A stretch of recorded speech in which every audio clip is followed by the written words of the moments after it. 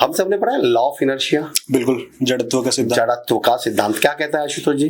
कहता है कि अगर कोई व्यक्ति या वस्तु मोशन में है तो वो मोशन में ही रहना चाहिए जब तक कि कोई बाहर का बल उसके ऊपर प्रयोग ना किया जाए, जब तक एक्सटर्नल फोर्स ना लगे। कोई भी व्यक्ति या वस्तु उसी अवस्था में बनी रहेगी जिसमें वो सैकड़ों सालों से है, जब तक उस पर कोई बाह्य फोर्स, एक्सटर्नल फोर्स ना लगा जाए। अगर मैं नेगेटिव हूं सारी जिंदगी नेगेटिव रहूंगा, अगर मैं जैसा भी हूं सारी जिंदगी वैसा रहूंगा, जब तक कि मुझ पर कोई एक्सटर्नल फोर्स, बाह्य दबाव, बदलाव की पहली शर्त है कि एक्सटर्नल फोर्स लगना चाहिए। जिस दिन हम ये समझ गए उस दिन हम बदलना शुरू हो जाएंगे। और बाहर जो हमारे हाथ में होते हैं वो दो चीजें होती हैं, एक शब्द और दूसरा संगति। वाह।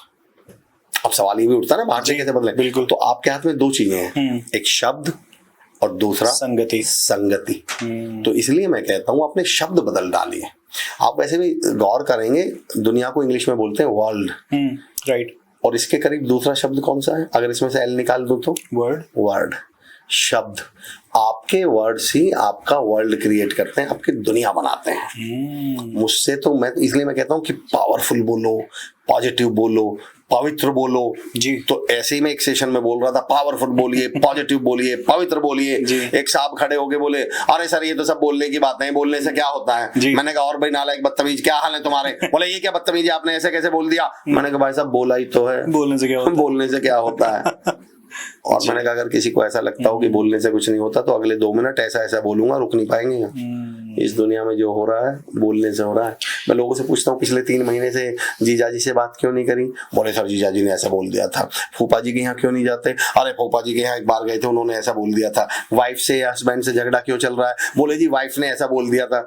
मैंने कहा तुम सारी दुनिया से बोलने के ऊपर मुंह फुलाए घूम रहे हो और फिर यहाँ डायलॉग मार रहे हो आके कि बोलने से क्या होता है? इस दुनिया में जो कुछ होता है बोलने से होता है जी। मैं तो कहता हूँ उससे कोई ईश्वर की परिभाषा पूछे तो मैं कहता हूँ गौर करिएगा, शब्द जो हैं वही आपके ईश्वर हैं। ईश्वर का संधि विच्छेद करिए, ईश प्लस स्वर, आपके द्वारा बोले गए शब्द ही आपके भगवान हैं। और जो भगवान ने कह दिया वो टाला जा नहीं सकता।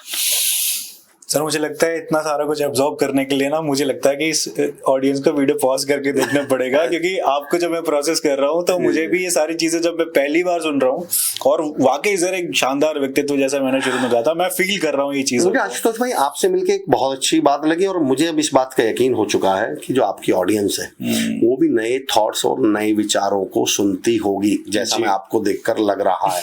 आपके साथ लोग भी वो जुड़े होंगे जो नए विचारों को वेलकम करते होंगे, क्योंकि मेरा व्यक्तिगत तौर पे मानना है कि अगर नए विचारों का स्वागत नहीं किया जाता तो इंसान आज भी बंदर होता। किसी बंदर ने तो कहा होगा कि 2 पैर पे चल के देखते हैं, अगर उसी समय सबने मना कर दिया होता चल पागल है, दिमाग खराब है क्या तेरा, तो आज भी हम सब 4 पैरों पे बंदर की तरह घूम रहे होते।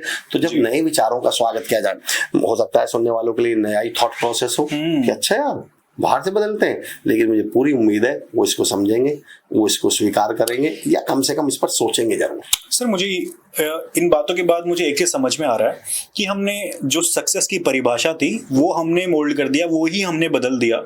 जैसे आपने बोला कि थॉट्स से चेंज होता है, थॉट्स हम चेंज नहीं कर सकते, हम वर्ड्स अपने बदल कर अपने थॉट्स पे प्रभाव कर सकते हैं, उससे हमारा लाइफ परिवर्तित हो सकता है।